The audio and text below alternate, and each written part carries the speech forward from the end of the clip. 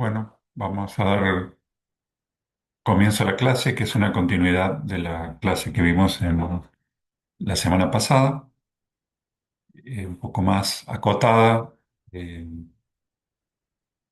que la anterior, dado la situación, digamos, de hacer una clase que no es sincrónica. En la clase anterior, nosotros trabajamos los paradigmas de la sociología,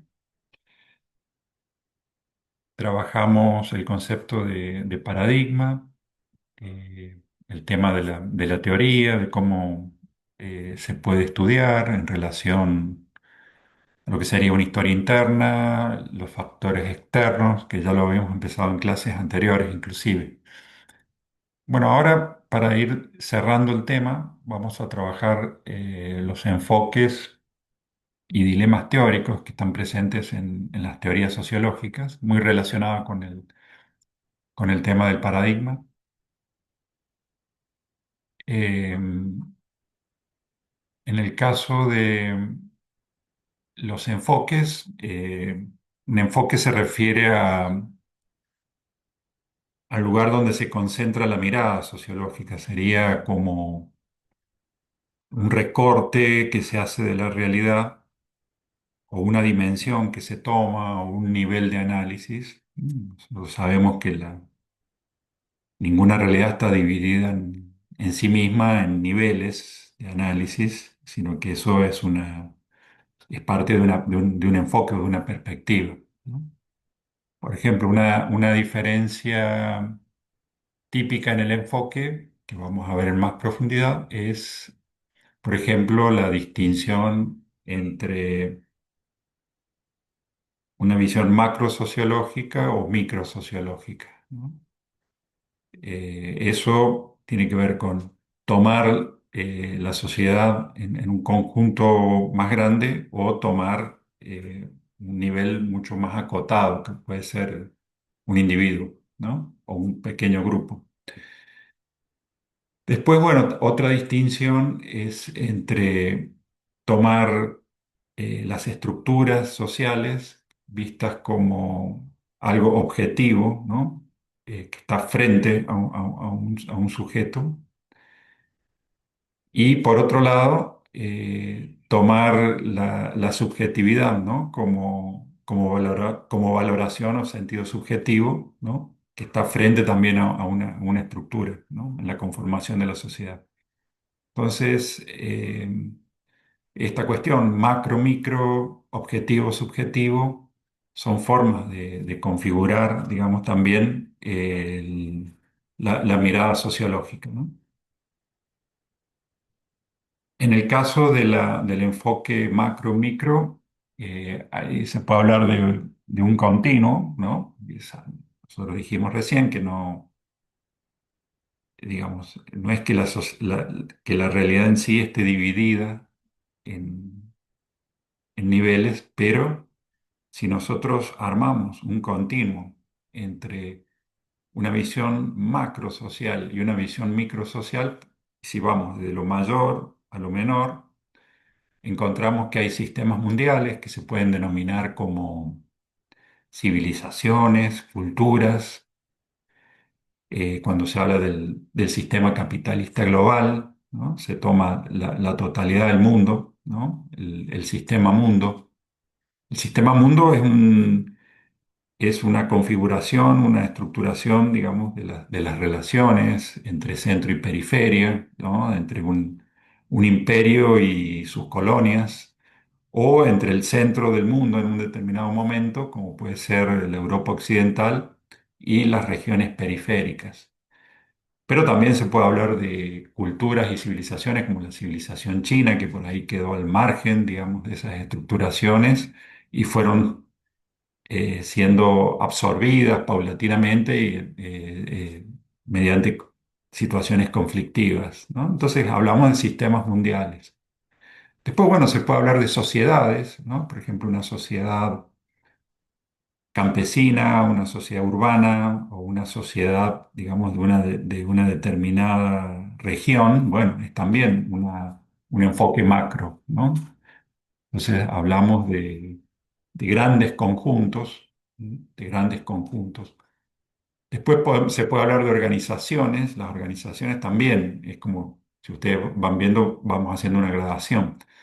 Las organizaciones pueden ser también, se puede hablar del Estado, de la Iglesia o de un imperio, ¿no? Que toma distintas configuraciones espaciales, ¿no?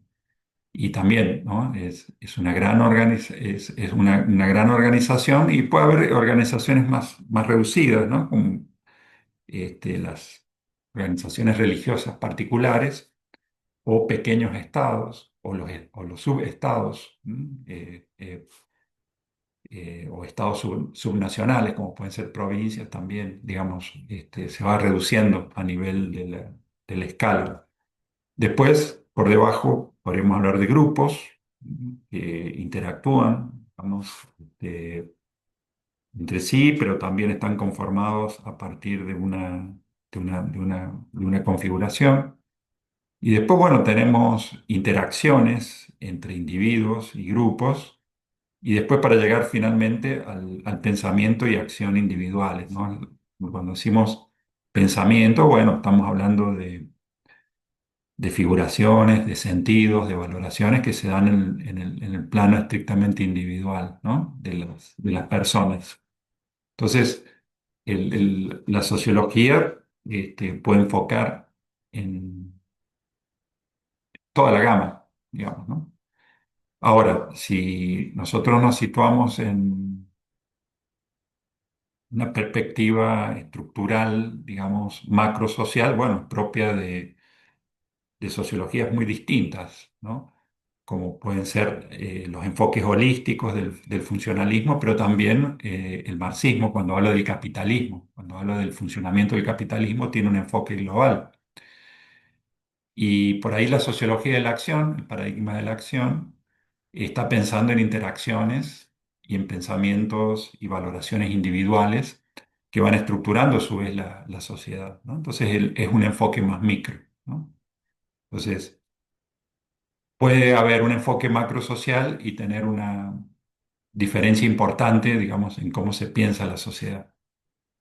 El tema del enfoque objetivo-subjetivo es la gradación, no es tan clara como en el caso de lo macro-micro, pero digamos, si nosotros siempre vamos a ver que hay como un sentido y un valor, ¿no? Que va constituyendo socialmente la realidad, ¿no? Y hay acciones individuales, pero esas acciones frente a otro sujeto pueden ser también objetivas, digamos, ¿no? Puede haber como una acción, digamos, que está focalizada en otros sujetos, conforma también, es parte de la realidad objetiva, ¿no? Entonces, la acción, la interacción y las estructuras que se materializan en la realidad eh, conforman un mundo objetivo, ¿no? Entonces, hay como una doble dimensión, ¿no? Y hay como una gradación, ¿no? Porque esas interacciones eh, que se van, que parten de valores subjetivos y que tienen intrínsecamente una subjetividad, digamos, repetirse como pautas y de interacción, ¿no? Y frente a otros individuos conforman una realidad, digamos, objetiva, ¿no? Eso son como dos dimensiones de lo mismo, ¿no? Bueno, entonces estas diferencias de enfoques, estas diferencias en los enfoques que están muy relacionados también en cómo se van estructurando los paradigmas, eh, permiten también dilucidar una serie de dilemas teóricos. Cuando uno dice dilemas teóricos, son puntos de controversia, ¿no? Que requieren son puntos de controversia que están en la historia de la disciplina, que se va como estructurando a partir, digamos, de ciertos problemas, una vez que se va, digamos, por ejemplo, en el caso, digamos, de la visión objetivista, eh, holística, ¿no? Bueno, el caso típico es Durkheim, que es un clásico, ¿no? Que ve la realidad social o lo social como externo y coercitivo, ¿no? Y él ve que la sociedad es anterior a cada individuo y, sí, y prosigue una vez que un individuo desaparece, ¿no? Entonces es como una realidad diferente, inclusive a la sumatoria de cada individuo, de todos los individuos, ¿no? Entonces, pero hay otras visiones que parten, digamos, de un individualismo metodológico y dicen, no, bueno, en realidad no puede haber una sociedad si no se le atribuye un sentido a esa realidad y ese sentido es atribuido a partir, digamos, de la acción de los individuos. Entonces, es como un camino inverso. Entonces, el dilema teórico también tiene que ver con opciones. Ahora, no hay que ser tan dicotómicos, sino que hay veces que las distintas dimensiones pueden estar en una misma obra en distintos momentos. Por ejemplo, Weber tiene un desarrollo teórico de un individualismo metodológico porque es el creador del paradigma de la acción prácticamente, ¿no? Que tiene que ver con el sentido mentado, digamos, de lo que se hace en relación a los demás, ¿no? Entonces, la sociología tiene que dilucidar, digamos, pues eso es una sociología comprensiva la de Weber. Ahora, Weber, en el desarrollo de su teoría y de su obra, también se enfoca en las macroestructuras, digamos, ¿no? Habla del capitalismo, de la burocracia, de las religiones mundiales, ¿no? De las grandes religiones, las compara. Entonces, eh, cuando hace, digamos, esa construcción teórica, no está siempre centrado en el individuo, ¿no? Porque se conforma a partir de la acción individual, pero se va configurando en un mundo objetivo.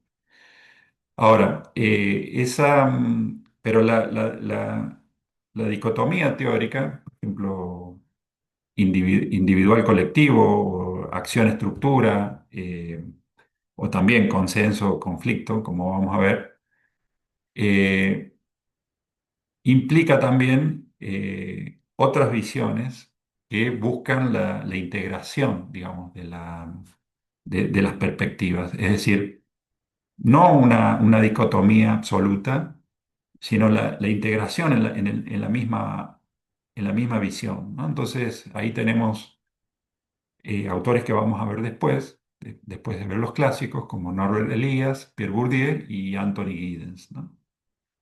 Esos son autores que van a integrar, van a intentar construir un paradigma integrador, o también se puede llamar sociología de síntesis, se puede decir de muchas formas.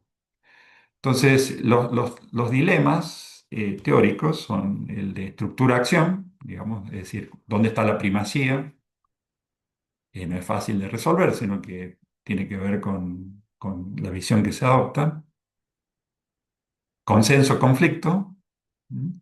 Después hay otro tercer dilema, esto es en base a lo que dice Anthony Giddens, que es la cuestión del género, ¿no? Que no estaba tan presente, de hecho no lo estaba en la sociología clásica, pero que a lo largo del siglo XX se ha ido desarrollando, desde la segunda mitad del siglo XX, y es algo que está presente en toda la teoría social, ¿no? El tema del género.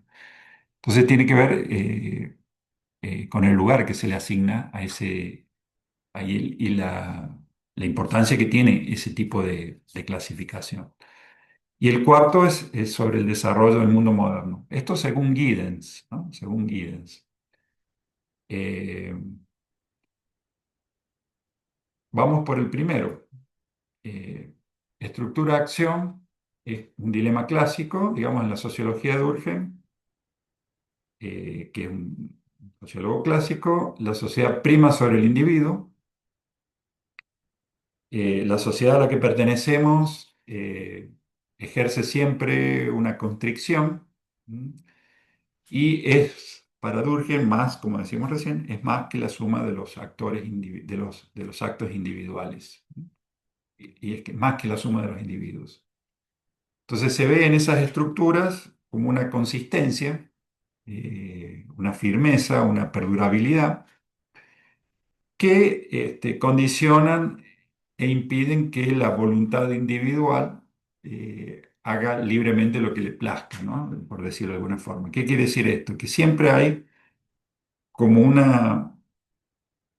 eh, como un peso, digamos, de la sociedad, por eso se habla de constricción, que obliga, por eso se habla, eso va adquiriendo forma de mandatos morales, de predisposiciones internas, que después han sido teorizadas de otra forma, eh, que obligan a actuar de una determinada manera y no de otra, ¿no? Entonces, esa, digamos, perspectiva tiene que ver también con una primacía de la estructura por sobre la acción que es individual. Ahora, desde el punto de vista inverso de la acción, la sociedad efectivamente está compuesta de individuos que actúan, digamos, en una forma regular entre sí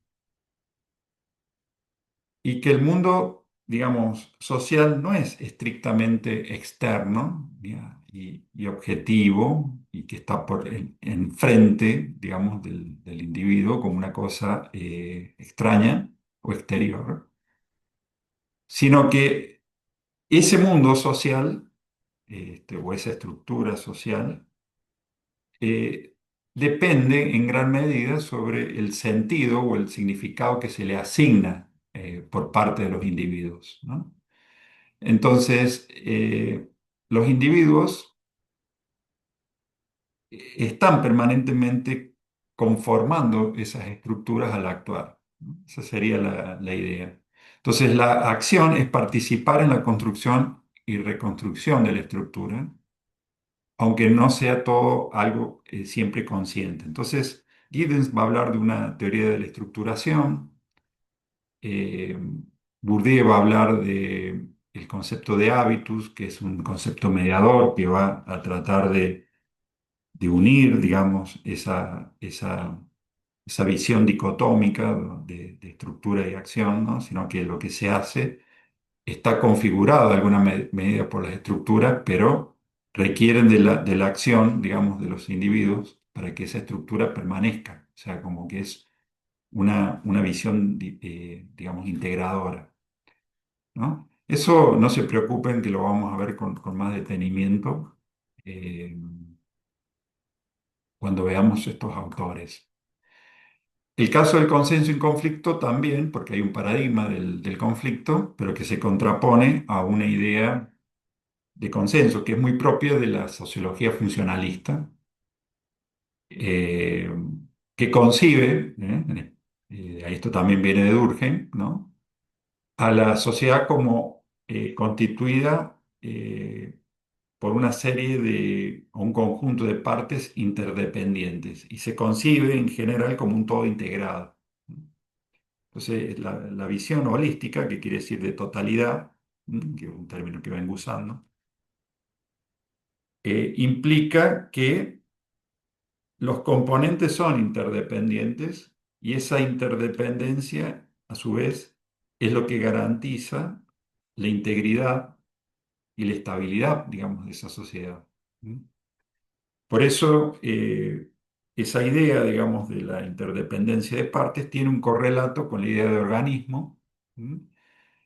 eh, que es una metáfora muy utilizada, ¿no? En la historia del pensamiento social.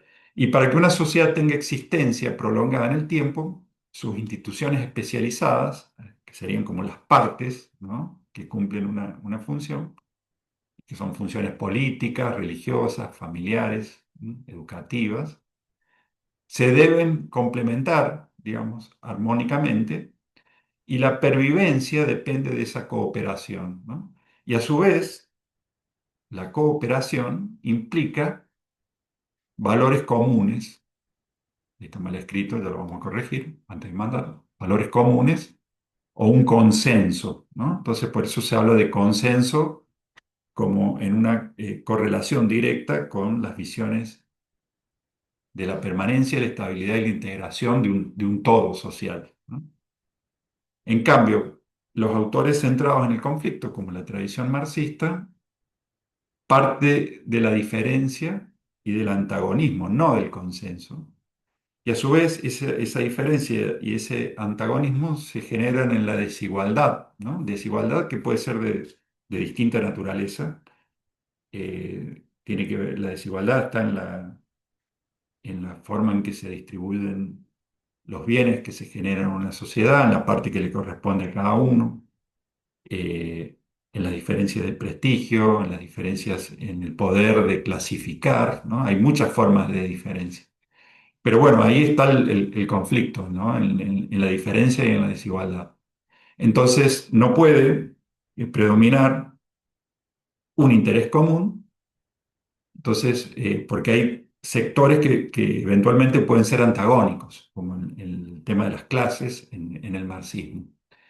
Y ese antagonismo es lo que mueve el conflicto y lo que mueve el cambio también, ¿no? Por eso no hay una estabilidad, sino que tiene que haber hay generalmente un cambio porque precisamente los conflictos generan inestabilidad. Entonces no puede haber estabilidad social, ¿no? Y tampoco es un ideal que haya estabilidad, sino que hay siempre una dimensión, digamos, de transformación.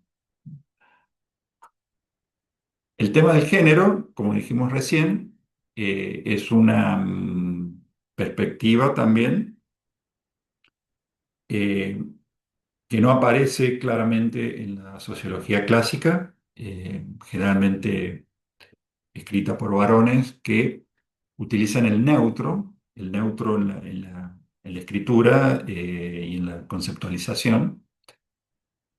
Es decir, que se habla de individuos, ¿no? Como actores, en sentido más, porque es un lenguaje más abstracto y no se hace la distinción de género, pero ¿qué pasa? Los seres humanos tienen género, ¿no? Es como que esa clasificación se impone, digamos, eh, y aparecen las cuestiones, ¿no? De la relación, las problemáticas tienen que ver con el componente biológico, cultural.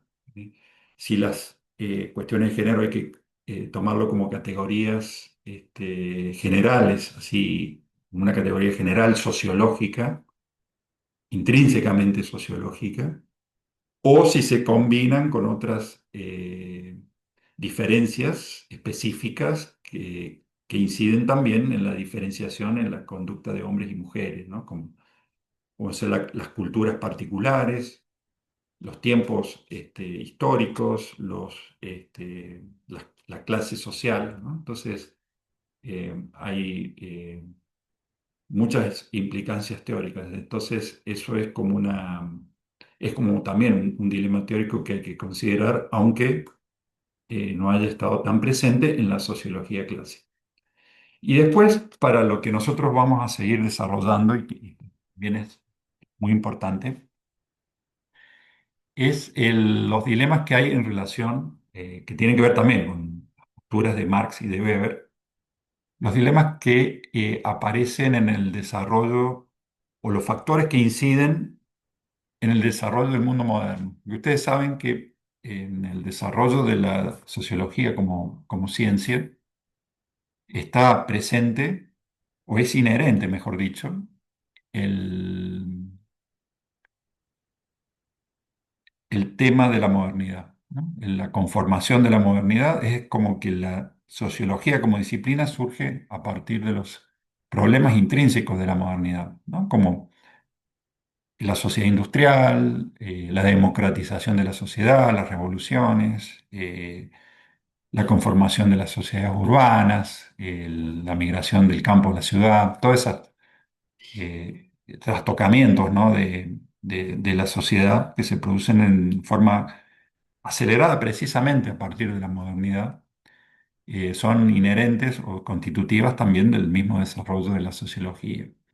Entonces, la cuestión que aparece acá más puntualizada, ¿no? Si lo vemos como un debate entre dos autores o posturas teóricas diferenciadas entre dos autores, es cuál es la incidencia que han tenido o qué factores han incidido más en la conformación del mundo moderno.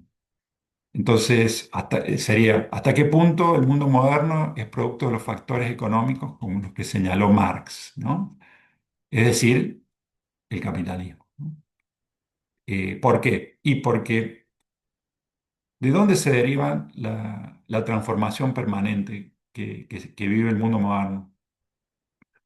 Se deriva de cuestiones que se derivan de las necesidades de la producción capitalista, y para Marx sí, digamos, porque el capitalismo permanentemente requiere, por su afán de acumular beneficios y en su competencia intrínseca, tiene que generar diferencias que le permiten acumular más capital, digamos, en una situación competitiva. Eso lleva también a maximizar los recursos disponibles y a la innovación tecnológica. Y eso produce eh, las tensiones y el colapso de las formas anteriores, ¿no? El hecho de introducir diferentes tipos de energía o innovaciones tecnológicas en la producción, que a su vez aumentan también la explotación de los trabajadores, pero que en el afán de buscar los beneficios van desestructurando, digamos, la sociedad. Entonces, el cambio inherente a la modernidad está relacionado con el capitalismo, ¿no? Que requiere la innovación. Eso en el caso de Marx. Y después, en el caso de Weber, la interpretación es diferente porque le da también, sin negar la importancia que tiene el capitalismo en la transformación de la sociedad y la modernidad, agrega otros factores que inciden a su vez en el mismo capitalismo, como por ejemplo la cultura y la religión. Hay un libro clásico, que lo vamos a ver cuando veamos a este autor, que analiza la incidencia que tiene la cultura religiosa, las prácticas religiosas del calvinismo, que es como una variante del protestantismo, en el origen de las prácticas culturales que derivaron en la formación del capitalismo, o sobre todo de los capitalistas como personas. Entonces, hay valores religiosos que se trasladaron a la actividad económica, ¿no? Entonces, es muy interesante ese análisis. Entonces, bueno, no hay solamente un factor económico, sino que también hay incidencia de la cultura, de la visión del mundo y de las prácticas religiosas en cómo se conforma la modernidad. También le da mucha importancia a la burocracia y el Estado como componente de la modernidad, y que son también fundamentales en el desarrollo del mundo moderno. Acá aparece la comparación. ¿Mm? Este, entonces, en el marxismo, la dinámica principal del desarrollo moderno es la expansión de los mecanismos económicos capitalistas. Las sociedades modernas están llenas de desigualdades que son inherentes, y desigualdades de clases, al desarrollo capitalista. Entonces, es como que son todos como derivaciones o consecuencias, digamos, del desarrollo capitalista. Entonces, para Weber, la dinámica del desarrollo moderno es la racionalización. La racionalización de la producción quiere decir que digamos, se empieza a aplicar el cálculo racional, digamos, a todas las actividades ligadas no solamente a la economía, sino que se van conformando, digamos, en todas las relaciones sociales. Entonces, el sistema económico y el poder pueden separarse en más de un elemento, ¿no? Entonces, la racionalización se va incrementando, digamos, en todos los ámbitos de la vida y también, digamos, en la economía. Entonces, eso sería, digamos, Ahí vamos a corregir. Eh, Eso sería, digamos, la principal diferencia, ¿no? Es como que hay una multiplicidad de factores que inciden en la conformación del mundo moderno, donde los factores culturales son muy importantes y la racionalización es crucial, porque la racionalización es un tipo de acción, en definitiva. Es una acción racional, digamos, en base al cálculo de medios y fines. Y eso sería, digamos, el elemento crucial en Weber.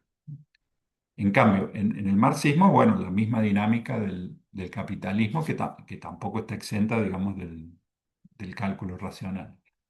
Bueno, eso sería por ahora el tema, digamos, de las perspectivas y de la visión integradora, ¿no? que hay que tener y que vamos a desarrollar más ampliamente. Entonces, hemos visto el origen de la sociología, su relación con las fuerzas sociales en el origen, digamos, de la modernidad, ¿no? Como la doble revolución, todos eh, los factores que incidieron en la generación, digamos, de un léxico en el pensamiento social, un léxico nuevo, digamos, que también contribuyó a la estructuración del pensamiento sociológico. Después hablamos de los paradigmas sociológicos y el concepto de paradigma, y ahora hemos hablado de los enfoques sociológicos. En la próxima clase vamos a hablar de la sociología de Emil Durkheim, un sociólogo clásico. Bueno, dejamos acá y cualquier consulta, nos vemos en la oficina, en el horario de consulta o por los mecanismos habituales de comunicación que tenemos en la cátedra y cualquier cosa les va a ser comunicada. Muchas gracias.